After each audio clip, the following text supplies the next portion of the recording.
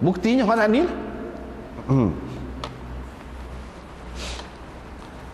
Kalau ada hak lebih daripada dia ataupun sekurang-kurangnya hak sama dengan dia, maka makruh. Setengah ulama kata, setengah ulama kata tidak. Hak lebih kuatnya di sini tidak makruh pun. Sebab apa? Dalil sanilah.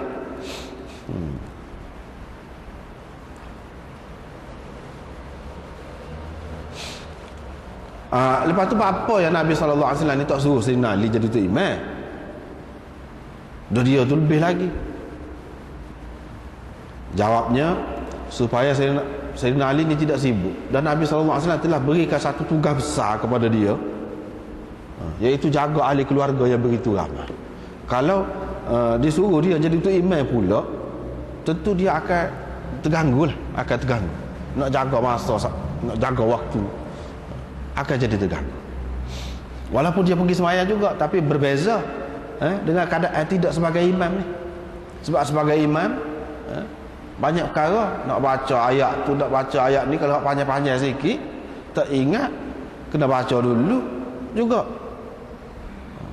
Ini menyibukkan. Sebab itulah Nabi SAW tidak pesan kepada Sayyidina Ali biar jadi tu imam. Kenapa? Ada lagi pendapat lain yang mengatakan sebab Nabi SAW nak tutup terus jalan. Alasan punca kepada alasan untuk orang-orang kemudian mengatakan, tengok Nabi SAW ada isyarat dah kepada Ali ni, ya, dia patut jadi khalifah lepas Nabi SAW. Terus. Sebab apa? Tengok, dia suruh jadi tu imam. Sebagaimana umumlah Sayyidina Ali sendiri pun buat dalil. Dia kata Sayyidina Abu Bakar lah paling layak di antara kami, sebab semasa hidup Nabi SAW, Nabi suruh dia jadi tu imam. Sebelum dia mati pun dia suruh jadi tu imam. Dekat-dekat dia nak mati, dia suruh Sayyidina Abu Bakar jadi tu imam. Sayyidina Ali sendiri pun buat dalil tu, orang lain pun faham gitu. Hak Nabi SAW minta jadi tu imam ni, terutama orang tu hak sempurna lah, sebab untuk nak jadi khalifah dalam khilafah kubra, bukan khilafah sughra. Hak ni imamah sughra, imamah kecil ni maksud jadi tu imam sembahyang ni lah.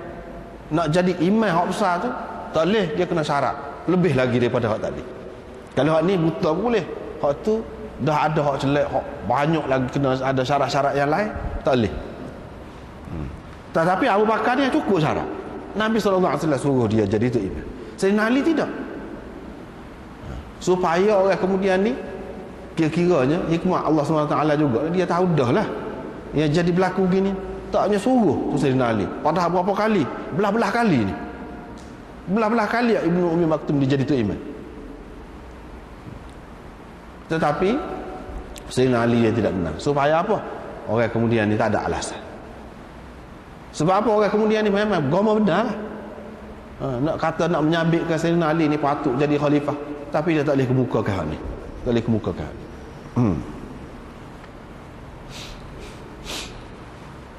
Sebab itulah Ibnu Hajar mengatakan boleh juga kita katakan sebab tu bapa Nabi tidak lantik Sayyidina Ali jadi tu imam. Sebab kalau dia lantik jadi tu imam, la wajadat ta'in fi khilafati Siddiq sabilan.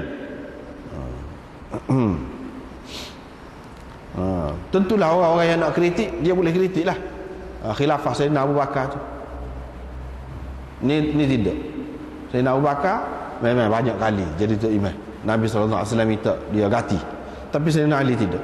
Tak ada alasan. Kalau lah Sayyidina Ali ni ada juga, orang boleh kata pula. Itu kata Ibnu Hajar.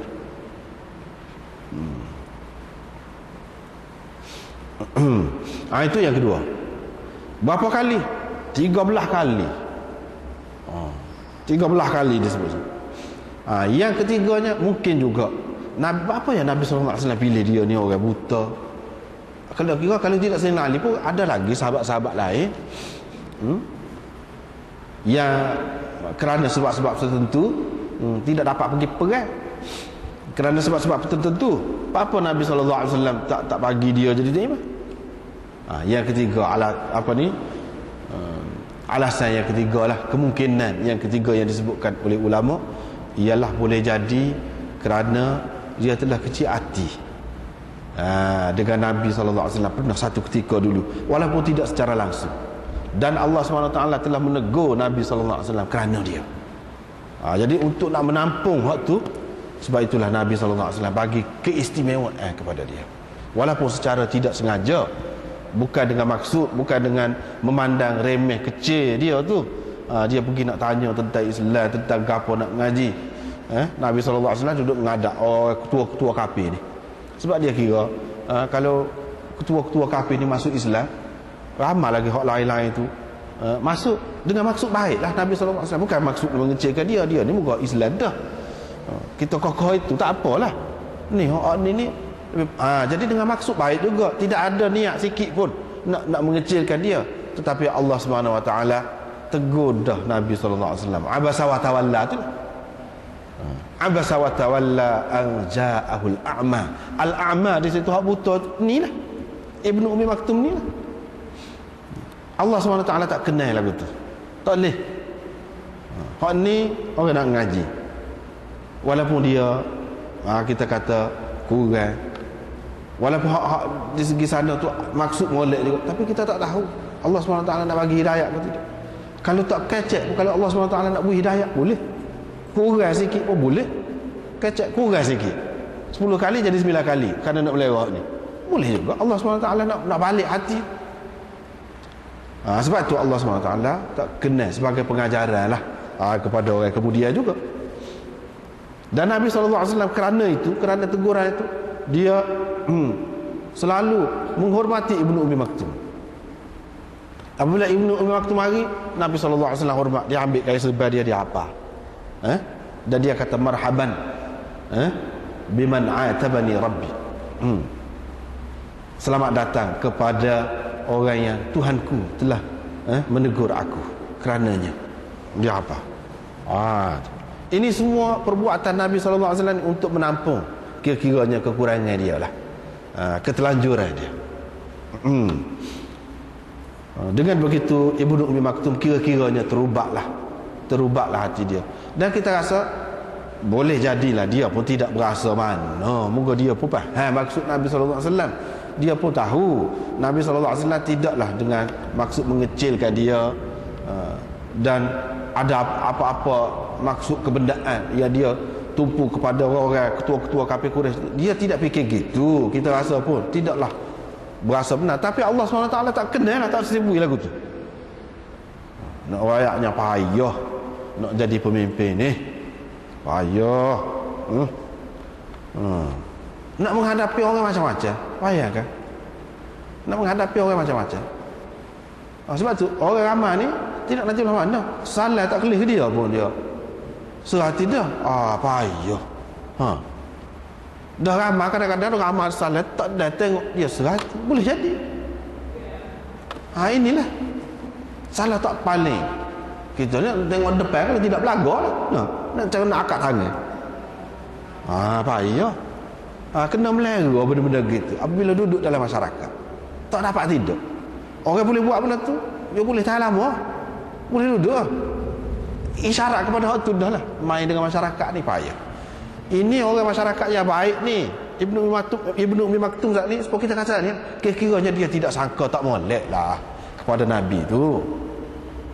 Kalau orang lain yang sangka macam-macam, dia tidak sangka. Setara tu Allah SWT tegur, nak ayat payah, sumpah tak kena. Dengan sebab itu dalam masyarakat Islam ni, dia kena faham belaka lah, kena faham belaka. Bukan pemimpin saja kena faham, pengikut pun kena faham juga, bahawa pemimpin dia tu manusia juga, dia ada kekurangan dia juga. Bukan pemimpin ni, maksud pemimpin ni luah lah, termasuklah orang alim tu, guru apa pun termasuklah belaka. Kita kena faham dia manusia, ada kelemahan dia, ada kekurangan dia. Dengan sebab itu sepatutnya kita kena maafkan sedapat-dapatnya. Kalau boleh ditegur, tegurlah dengan cara yang baik. Itu sebaik-baiknya. Tetapi keadaan masyarakat dia tidak serupa. Setengah orang itu memang boleh lah lagu tu, setengah orang alik belakang je. Ini teguran tu besar maknanya, teguran. Jadi ada beberapa pendapat ulama tadilah.